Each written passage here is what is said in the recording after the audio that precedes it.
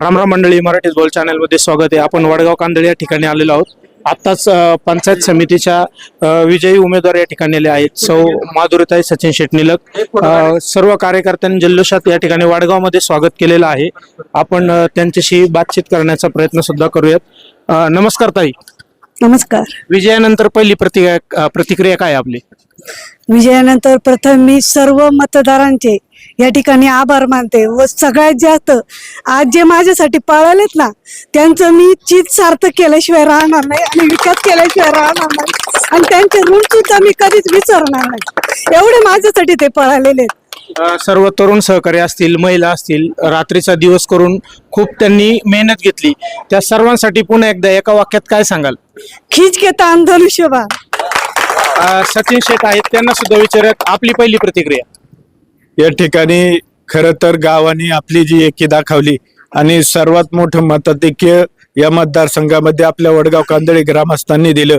असेच आपल्या वडगाव ग्रामस्थांचे एकीचे बळ भविष्यात पण असेच टिकून राहावं अशीच मी मारुती चरणी प्रार्थना करतो.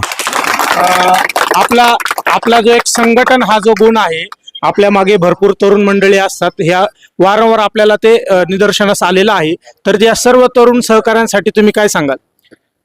या ठिकाणी खरं तर तरुणांचे नेहमीच माझ्या प्रत्येक कार्यक्रमामध्ये असेल किंवा माझ्या प्रत्येक विजन मध्ये असेल सर्व तरुणांचे, त्यामध्ये हिंदू असतील, मुस्लिम असतील किंवा अदर कास्टचे जे असतील सर्व तरुण मंडळी, कुठल्याही जाती धर्म त्यांनी या ठिकाणी पाळला नाही आणि आपण या ठिकाणी सर्व जाती धर्माचे मंडळी तरुण सर्व सहकारी एकजुटीने या ठिकाणी माझ्या बरोबर उभे राहिले.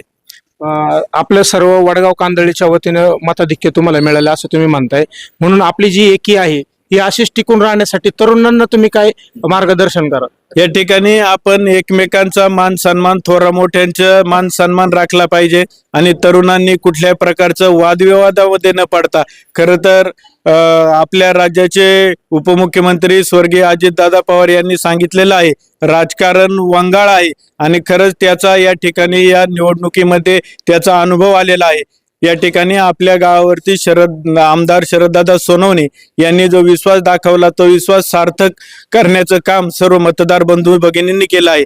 त्या मतदार बंधू भगिनींचं मी आभार व्यक्त करतो. धन्यवाद.